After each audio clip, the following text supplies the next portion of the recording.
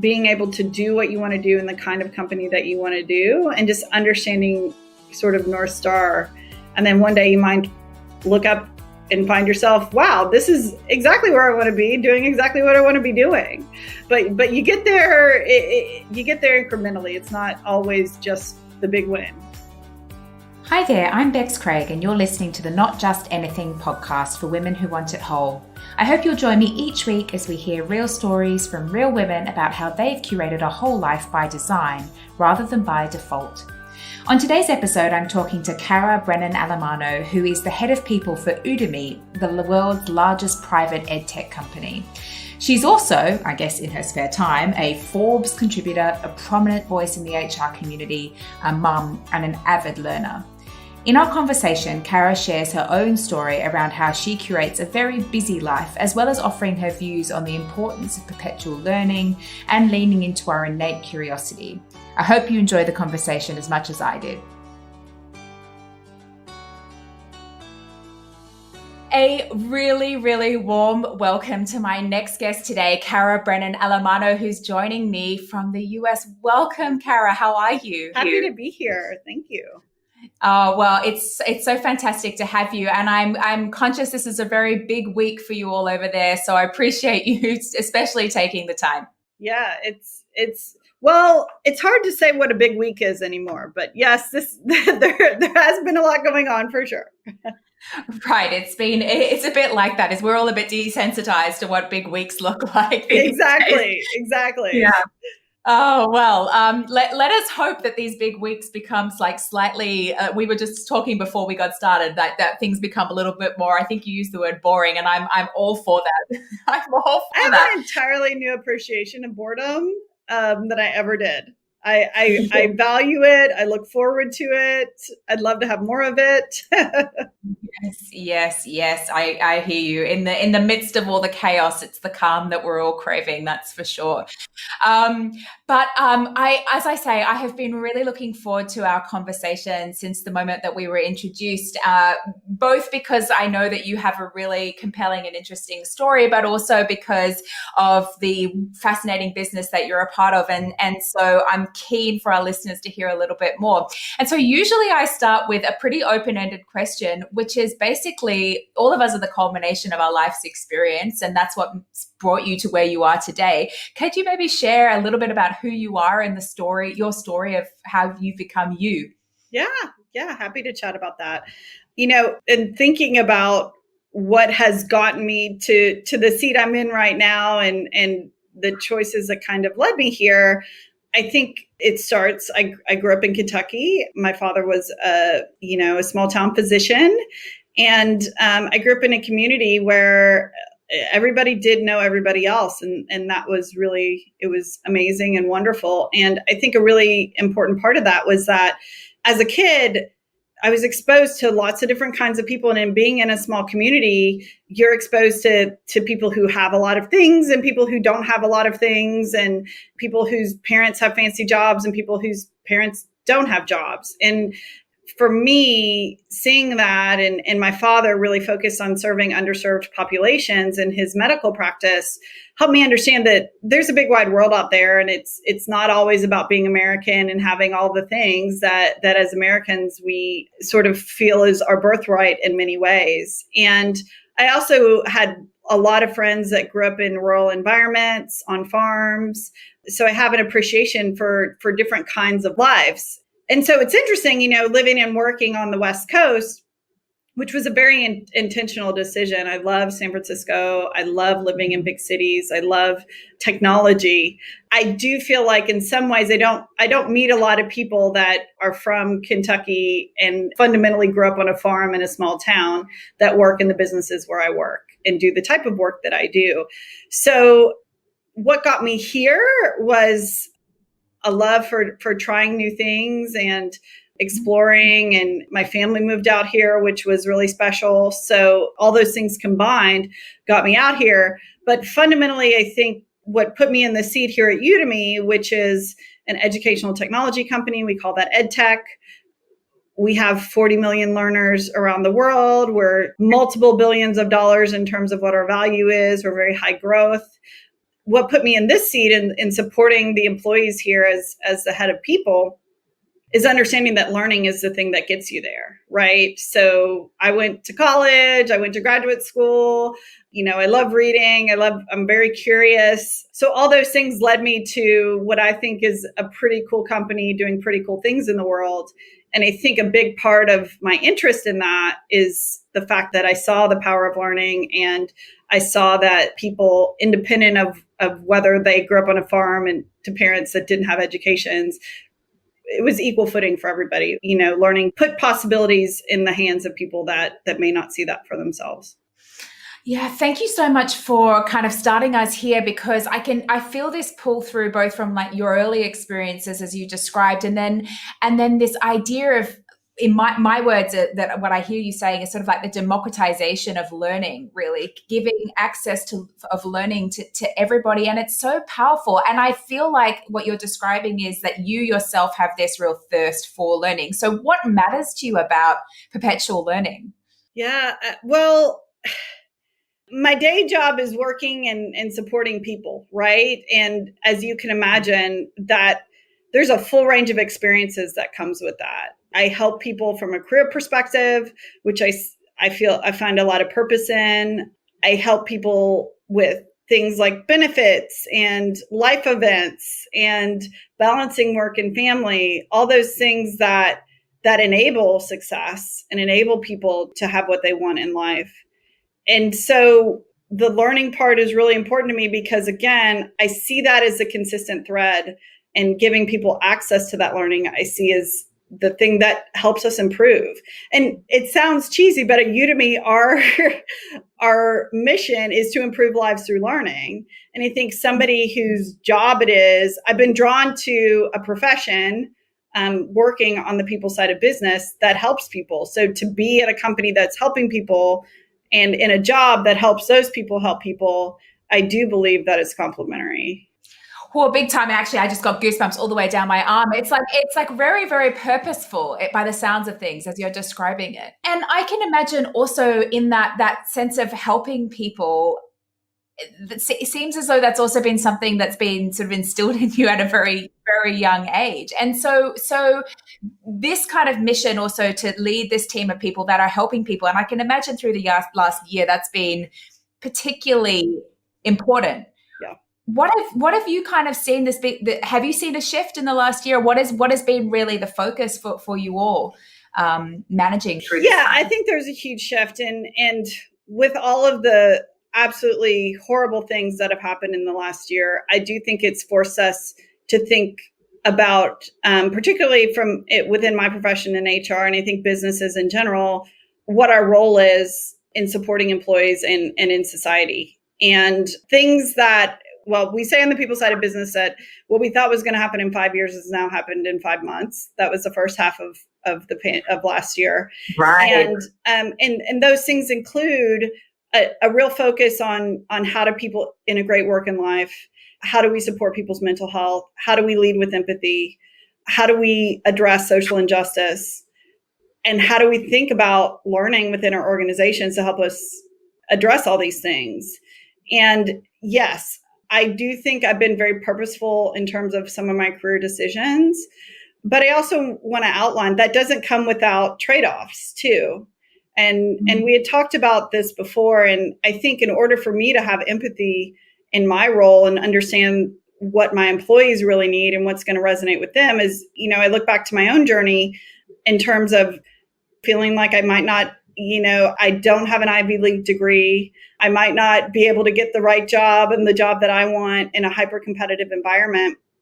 And what I learned, I think a couple things that are really important is that curiosity and continuing to educate yourself and gaining knowledge is the one thing that can democratize not just learning, but democratize opportunity. And so that did manifest in my life. I made sure that I was the best candidate for the job because I knew the most about the job, and whether that was formal learning or informal learning or mentorship, I think those things are really important. And then I think another piece that has added to my focus on empathy from a leadership perspective and in my role is family is really important to me. And I've been lucky enough to have 2 great kids. And for a woman, And I think just for young families, whatever they look like in general, that's never an easy thing, right? That's often a decision that comes with some huge trade-offs. And you have to be thoughtful. It forces you to be thoughtful about the kinds of roles you take. It forces you to decide what kinds of organizations you want to be a part of. For me, I got my job at Pinterest when I was 5 months pregnant, and I got my job at Planet when I was 5 months pregnant. So, it was a trial by fire in the sense that I came in with a belly, and those folks had to know that this was the trajectory that I was on with my family. And we decided together that moving forward and me working for them was still a strong value for both of those organizations. So in terms of being purposeful and thoughtful, I think women and young families and people who face these bigger trade-offs from a career perspective, like, we're forced into that. We're forced to have to make those choices. And what I'm also encouraged by is I'm seeing much more responsiveness from organizations who are understanding and valuing talent in general, and understanding that the easier they make those decisions for younger families, the more benefit they're going to get in terms of really good, loyal employees. And that was my path. My path was, assessing trade-offs and trying to understand what it's like to balance work and family and life and mental health and empathy and all these things at an intense moment. I think all those factors helped as Udemy itself approached COVID and how we were going to work and how we were going to think about our employee base, how we were going to support them. And I'm lucky enough to have really good leaders around me. And I think the other piece of that is that as I've moved through my career, I understand that having leaders and having an organization that I align with philosophically is that much more important. So you do have to be really thoughtful about the companies you join and where you spend your efforts. And I definitely recognize my privilege at this point in my career, after the work that I've done, to be in a position to make some of those choices. And I have a ton of sympathy and empathy for folks that don't feel like they have those choices. But I also know that, word is out for companies and companies like mine, that if you want the best talent, if you want people to feel committed to you and loyal to you, it is about supporting all these different areas that are really important to them. And it's become much more of a partnership between employers and employees. My hope, and what I have seen, over the last 25 years, is we're able to be on the leading edge of the cascade that does get to other parts of the economy and other businesses. And if in any way we could serve as some sort of example of how, if you do certain things to support employees, that the outcomes can be positive, I would love to be a part of that conversation. And that's not to say we're perfect. We stumble just along with everybody else. But, to me, it's really important to be a part of a leadership team that's trying, and a company that's coming together to work together to make years like 2020 a little bit less hard on everybody. Mm-hmm. There's so much in what you just said that I feel I'd love to dig into. I mean, it's so refreshing to hear businesses and leaders thinking about what I describe as kind of serving the whole of all of the individuals, all of their experiences, how they're coming in, so that you can actually have a thriving, diverse environment where people feel that they can belong and where they feel that they can make those kind of choices for themselves and for their families.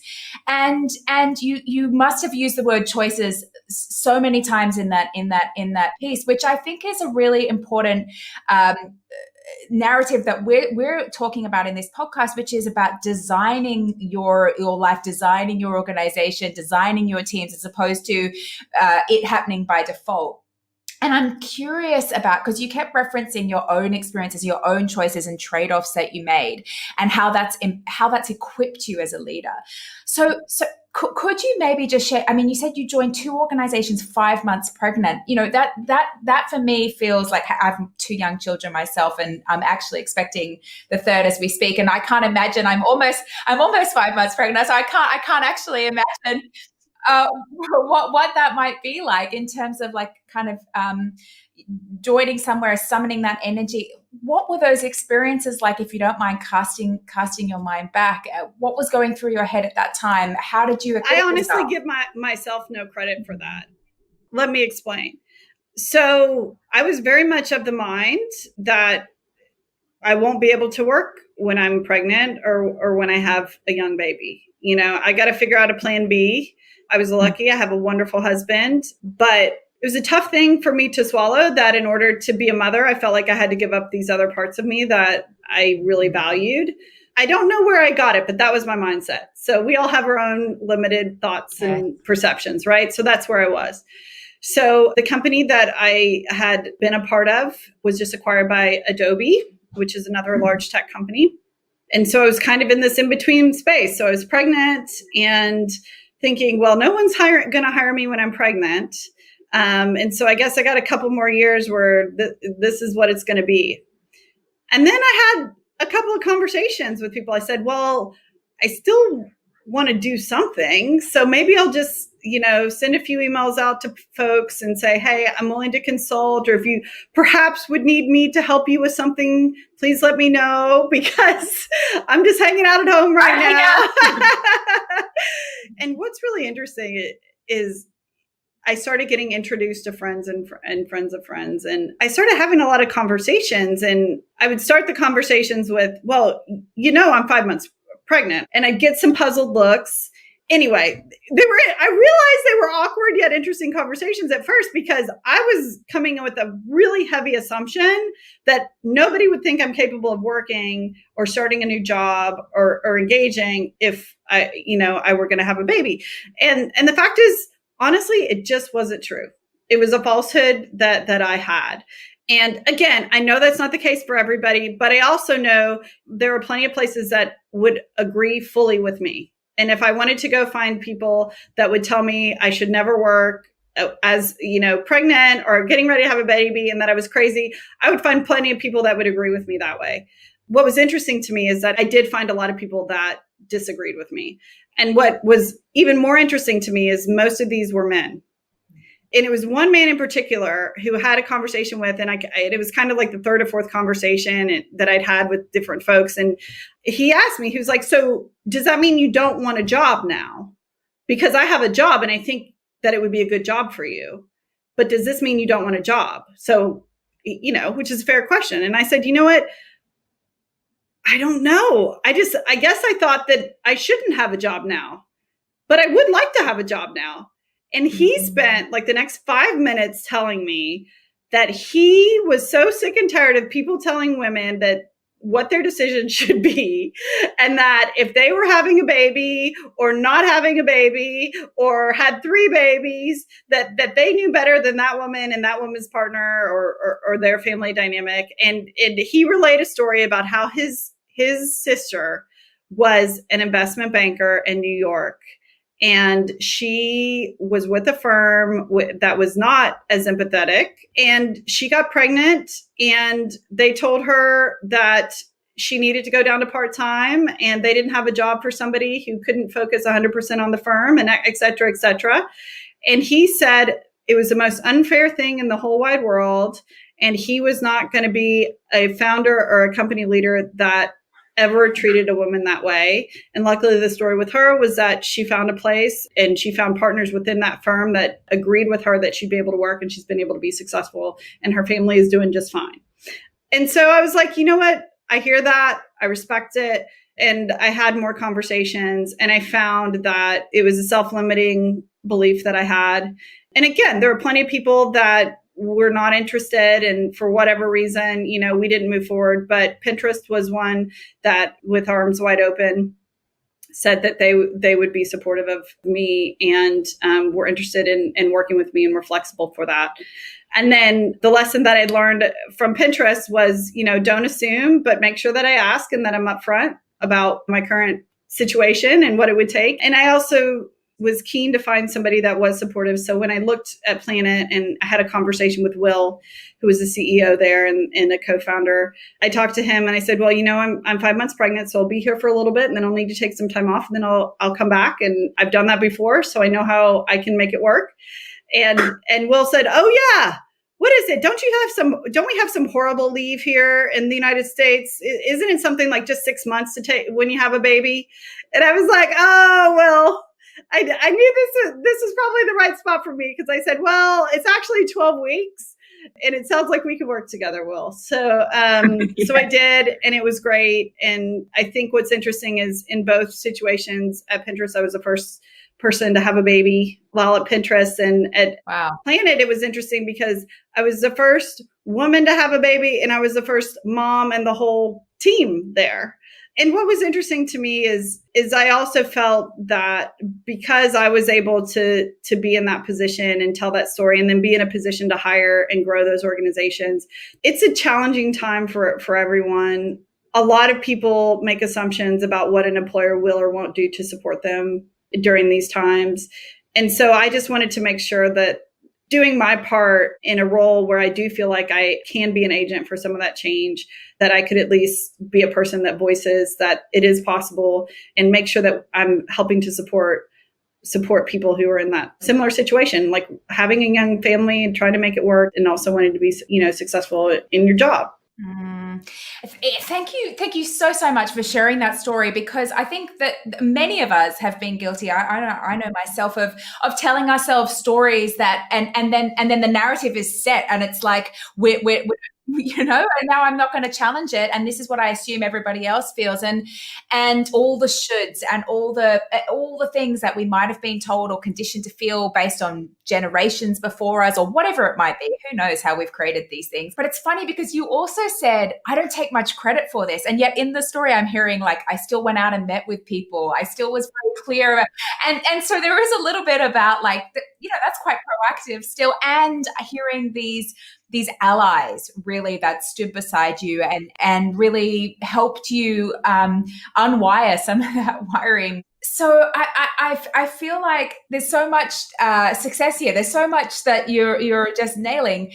Do you ever have moments now where you're thinking to yourself, I'm just this, or I'm not enough of that? Do you have that self-talk anymore, or are you kind of at a place now where you're like, yeah, I think I've kind of figured out what I need to avoid that self-talk, those self-limiting beliefs? I think for better or for worse, we all have that. And to say we don't is like crazy. 100%. Everybody has those messages that we send ourselves. I have been in the situation where I'm asking those same questions, having those same doubts, and not being a part of something that's bigger than me.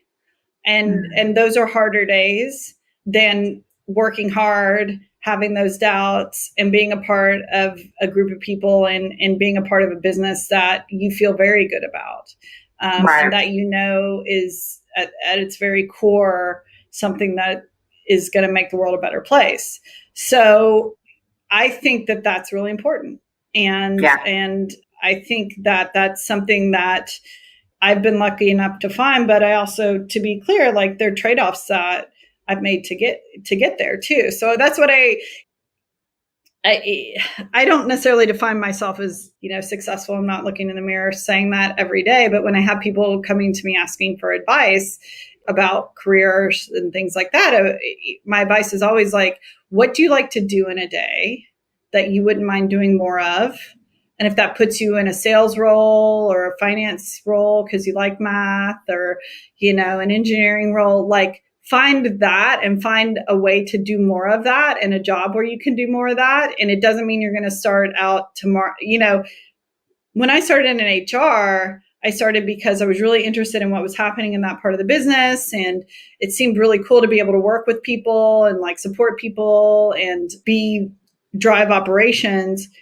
I think I have a pretty interesting job right now, and I get to work in a company that I feel good about, and I get to do cool things. My first job in HR was not all those things, and I think sometimes, and incrementally throughout my career, I just moved in direction where I was like, okay, it seems like this next job will be able to do a little bit more of what I really like to do in a company that's closer to the company that I'd like to be in the long term. So I think the measure is where are you in terms of being able to do what you want to do in the kind of company that you want to do, and just understanding sort of North Star. And then one day you might look up and find yourself, wow, this is exactly where I want to be, doing exactly what I want to be doing. But you get there, you get there incrementally. It's not always just the big win. Yeah, I mean, I think that this is such an important point to underline here, and it's something that I routinely work with clients around, which is like when you do have a bit of a sense of that North Star, the thing that's really lights you up. And as you're talking, I'm hearing like being in service of people, connection, learning, curiosity. what, it doesn't have to be. A lot of people think that their vision needs to be something that's clear, like I'm going to be the head of HR, blah, blah, blah. It's more about like, what is the guiding light that drives me? And what you say, which I think is so fundamental, is there are chapters in the story that get you towards that. It's so seductive to go there. Like I could look at you and think, oh yeah, it's really straightforward. I just wake up one day and this is what I'm doing. And what I love that you're saying is like, it's incremental steps where it's like, that's closer. I'm learning this. I'm growing here. I'm expanding there. Absolutely. Love that. And you said and your advice is to go somewhere where what you love doing, which I think is also really, really powerful things. So any other kind of mantras or advice that you live by, or things that you want to share with an audience of people that might be listening now feeling super inspired and also wondering, how do I do this for myself? How do I create this life that I want for myself? Yeah, a couple other things. One is, as your job is getting closer to that dream job, you can fill in other areas, like get a hobby. Right. I say that to people because I feel like sometimes, you can have a good job and it could be a nice company and you may be on chapter 6 of 10. And then, there sometimes folks like to breed a level of discontent. And it's like, yeah, your job is not going to be the end all be all. It's not meant to be the end all be all. Right? It's not constructed to be that. And so the best way that you can get to that next level is to fill in the gaps. And so I think a lot of times people put a lot of focus on a very narrow area of their life. And I just encourage people to look a little more broadly, because the fact is at the end of the day, people want to work with interesting people too. And to be a truly interesting person is about having more things going on than just that slide deck you turned in yesterday. So when I see really inspirational leaders, the people that I really look up to and I'm like, wow, this person has made it. And these are people that other people want to be around. Those are folks, their stories are broad and deep usually because they've lived a life and of course they've been able to be successful in their job. And there've been points in their life where they've really doubled down and focused on that. But there's always been usually threads of other things happening that have helped them maintain a sense of perspective and continue to grow outside of just the day-to-day. Totally. This is actually why I rail against this whole concept of work-life balance that's so kind of dominant, because what actually my mantra is really about designing whole lives that are enriched by all of the different aspects that make us who we are. And yes, you're right. Like the broader that they are and the deeper that we go into those areas that make us feel alive, the more interesting we become, but also the more that we light up. Because we're not just a product of our work and then we go home and nothing else happens. And if we're living like that, of course, we're going to feel discontent or, not satisfied. And if we're searching for all the answers there, we're not really thinking about who we are as in our entire. I think about the stories we tell ourselves, particularly in Silicon Valley, because that's the world I inhabit right now. And so much of those stories, in Silicon Valley, in terms of the innovation and the creativity and the literally creating a company from scratch that becomes world dominant in 10 years, like these are people that are interesting beyond just a technical expertise. They do have a view beyond just one idea. But it's really fascinating if you dig to understand every CEO I've worked for, every luminary that I've had connections with, been friends with, like they're interesting beyond just their day jobs. And I don't think we tell that story enough, right? And it's because they've been curious with life and they've been interested in the world and how it works in different kinds of ways. So I would love that story to be told more, because I think it would give people more permission to really become that whole person that you're talking about. Yeah, it's funny. And before you even said the word curious, I was like, here's this value around curiosity again. Yeah, because it is. It's about being hungry and curious about what else is out there. Yeah. And I think you're right. you said, I'm not done yet. Don't be done yet. Like be thirsty. And I think that that's a really powerful message, because again, there's another narrative that we can tell, which is that, oh, I'm at this certain stage in my life, and no, like be learning, be perpetually learning, see what where you get flow and alignment, see what comes to you as you explore a broader, more interesting life. Absolutely love that. Oh gosh, I mean, I'm quite animated from our conversation. I'm now thinking I need to go and investigate what's my next Udemy course that I'm going to do. I always offer, just to kind of wrap up, is there any final thoughts that you want to share? Is there anything else that you want to leave with our listeners with today? I really appreciate being here today. I hope that just people can hear the message that there is always an opportunity to do interesting work, and there's always more learning out there. And, don't be limited by some of those assumptions, like I have been at different points in my life.